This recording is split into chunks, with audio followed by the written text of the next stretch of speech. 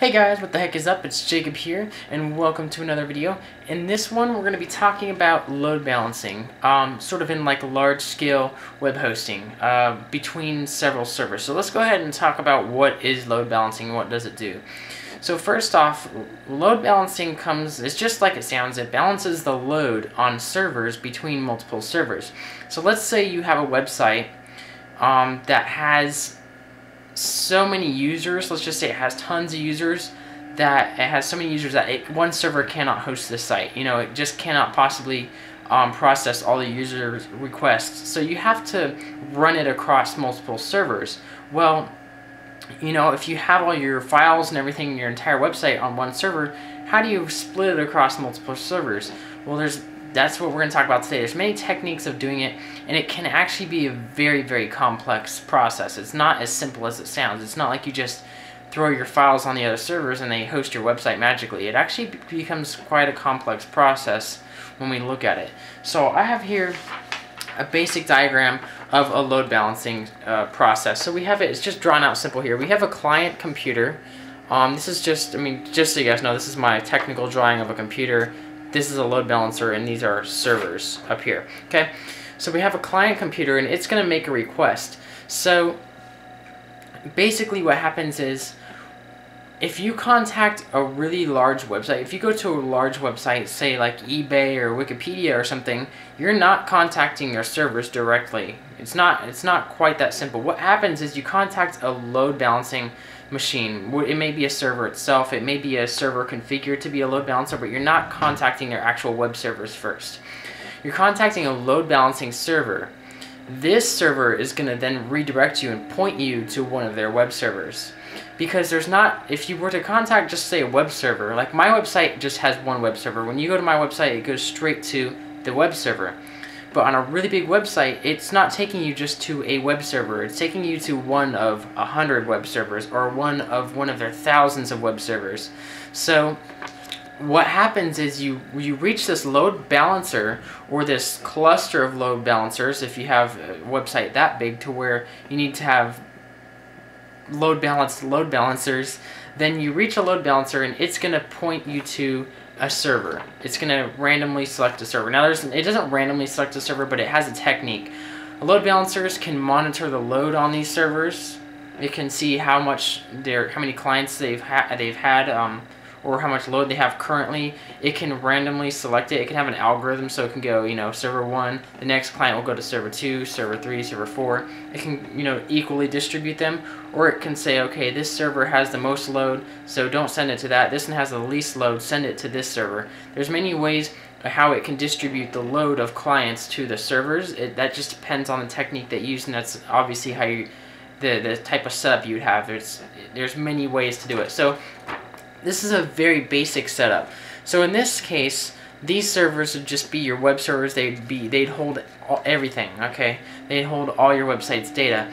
The problem is, see, here's where it kind of gets complex, is it's not quite this simple. This is generally explaining how it works, but let's think about this for a second. If we have 4 web servers here, right? And then we have the files. Let's say we're hosting one website, okay? If we're hosting one single website, and you have your website files on each one of these servers, it's going to host the website to your clients. But let's say I go on there, let's say it's a forum website or something, or a website where you upload pictures to. Let's just say it's a website where you upload pictures to keep it simple. So if it's a website where you upload pictures to, and you contact this server, okay? So you go and you upload your pictures, so all the websites are going to be the same, but then I go and upload my pictures, and I'm redirected to this server. So I upload my pictures to this server, okay? So now, the next client, or let's just say I log back on later, I go to my website again later, and it redirects me to this server instead. Well, if I'm redirected to this server, my photos were uploaded on this server. So that's the problem, is they aren't communicating with each other directly. They're all being communicated with the load balancer, which is pointing to these servers, but they aren't communicating with each other directly, which is a big problem, because MySQL data is not going to be shared in the actual uploads, or any data like that is not going to be shared. So only static website data will be the same. So if I go on there and I upload, you know, text, or I upload anything, if there's anything any different on any of these servers, it's going to be a different website for each server you contact, which you don't want. You want it to be the same website no matter which server you contact. So that's where things kind of get a little bit more complex is, you know, if you upload something to this server, it has to be reachable to all these servers. So no matter which server you're redirected to, you're going to see the same content. So that's where we go to this drawing. So this is a little bit more complex of the same thing. Now this is what larger scale websites will do. This is what really large websites will do, and this is how they break it down in load balancing. So again, you have your client. We abbreviated load balancer as LB. So these are the Apache servers. Sorry guys, I know I spelt it wrong. It has one P. I put two P's and crossed it out. Sorry about that. But this is your Apache server cluster. This is going to hold all your Apache servers, also your PHP. So this is going to take care of your PHP and HTML and all that stuff. So all your website files are going to be processed by these servers. So again, we're looking at the same exact process. You have your client, and it reaches one of these Apache servers. Well, it reaches the load balancer and it redirects you to one of these Apache servers, okay? Now these servers are going to be the ones that you contact, and they're also going to be the only ones that send you back your information, okay? So these Apache servers are sending you back what you requested, and you're contacting them to request information. You do not contact these servers directly right here. These servers, these are your data servers, and these here are your MySQL servers. So these MySQL servers and these are your data servers. These are only local servers. You do not contact these at all. So when you're a client, you are not talking to these servers. These servers here, these are your Apache servers, are talking to these servers. Okay, so let's kind of break it down how it works. Okay, so I go and I go onto this website, and it redirects me to, boom, this server right here, and I upload my files. So now if I upload my files, I'm telling these servers, okay, I'm going to upload a picture. So these servers are not actually going to store that picture now. They're going to store that picture on these data servers over here. Now these are data servers also in a cluster. There's many of them working together. So now my file is going to be stored on these servers over here. So let's say I also upload some text to go with that picture, right? I say, you know, just a little bit of text to go with the picture so that people can see it. Boom, that's going to go to my MySQL server cluster. This is my MySQL cluster up here. So now, if I come on this server is going to request that picture from this database, from these data servers. And these data servers are going to be the servers which will bring that file and put it back into this server to host back to the client. So again, and then same thing with MySQL, they're going to contact this MySQL cluster for the MySQL database, and it's going to pull that text and give it to the client. Okay, so that's why, like I said, the client never talks to these servers directly, okay? If I upload a picture, it's going to go to the Apache server. The Apache server is going to go and upload it either to these servers, or it's going to upload text to these servers. And if I'm requesting something, let's say I want to download a picture, I'm going to go to the Apache servers and say, click on this picture and show me the image. Well, these servers are going to go ahead and go, okay, well, let's grab that image from the database, and here you go. And then they'll say, you want the text to go with that image? Let's go grab it from the MySQL. Boom, here you go. It's that simple. It seems kind of simple, but it actually is very complex when you have to set it all up. These are all physical machines. These aren't, you know, we're not talking virtual machines. So I will be getting into a lot of this and how we can set all this up for a very large scale. I don't know if I'll be going this large scale, but I do actually want to create an actual web host where you guys can upload your websites and I'll host them for you. But I'm not sure yet. I'm still looking into it, but it is quite complex.